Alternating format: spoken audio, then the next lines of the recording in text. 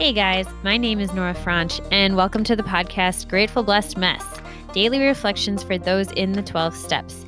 I am a fellow 12-stepper and certified mindset coach, and I am here to introduce you to the value of mindset coaching in your 12-step journey. So if you feel like you are stuck in the steps, if you're slipping and sliding with your abstinence, mindset coaching may help you as it did me, and you can find me at catholicmindsetcoaching.com. These episodes are meant to invite you in to consider the truths of 12-step wisdom and to join in the very real struggle of living them in action. I hope that it feels almost like a mini meeting, and I invite you to contribute your own share on the Grateful Blessed Mess Facebook group to keep the discussion going. My comments are based on my own experience, so feel free to take what you like and leave the rest. But my hope is to encourage you on your own daily 12-step journey. As they say, you cannot stay clean on yesterday's shower. So without further ado, let's begin.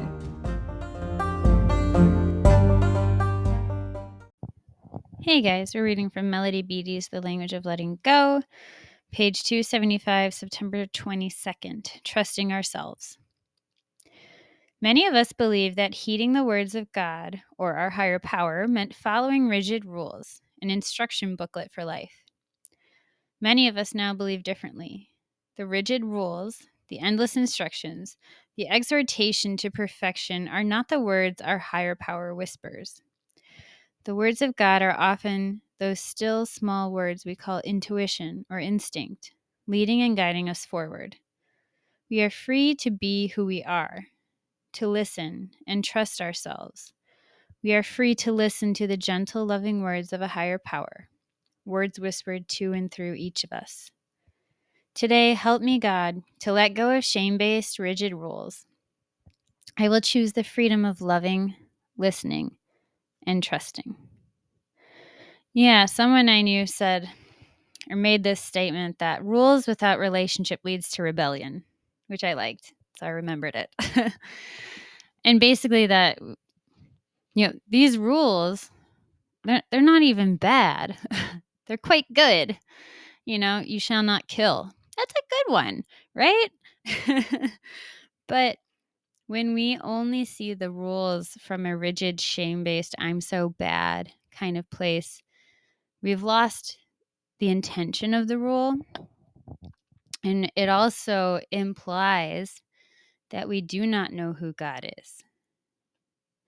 And so a huge part of my program life, and I think just the next chapter in my recovery journey, is healing the concept of God I have, the God of my understanding. Because I came to realize that if I believed God was this beautiful, good, loving, and trusting person that I'm told, why on earth would I ever do these crazy, erratic, illogical, harmful things? I wouldn't have to.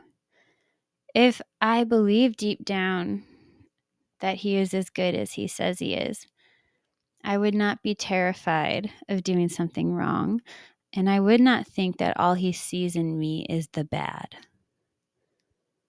And so this is stuff that's come up in my own mindset work, my own thought work. That is stuff that I can then bring to my higher power.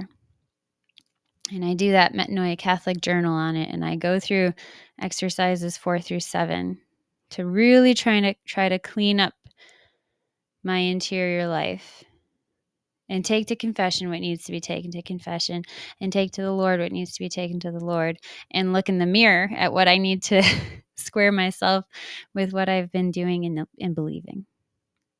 And so I want to read you a poem.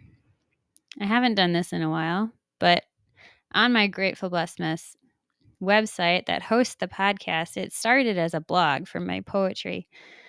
And I wrote a poem to my children. I want you to pay special attention to the final stanza, because that is what I've come to understand is why God gives us rules. So here we go. It's titled, I Want You to Know, an ode to my children. I want you to know that I love you so much that I give you whatever I can, The big and the small, what I have, take it all, but know that my no means no. I'll walk through that forest that stands before us. I'll kill the big bug in the tub. I'll take you to Sweden and the land of Eden, but know that my no means no. I'll take you to church, despite looks for our quirks. We'll wrangle the store while onlookers abhor. But what I will not do, little loves, listen true, is not teach you the power of no. With my no, I will teach you the meaning of truth. With my no, I will teach you, though sometimes uncouth, that some things are certain, indelibly gold, a rock upon which your life may be bold. With my no, I will teach you to harness your will. With my no, I will teach you how to stand still. With my no, I will give you the backbone you need, so your yes can mean more in word and in deed. Little dears, listen well. I bend to your pleas. It's not that I'm weak, but it comes easily. To flex and to bend is a workout I'll take, but know that hard stop when you feel it quake. My dears, I'll say yes whenever I can. Give you freedom to run, explore, plan. My boundaries are set. Play freely within. Not so you can't get out, but so harm can't get in. With that, I pass.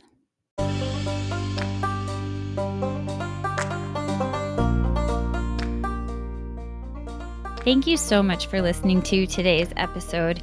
If you feel that mindset coaching could help you on your 12-step journey, please feel free to reach out and find me at catholicmindsetcoaching.com. This is not a replacement for 12-step work.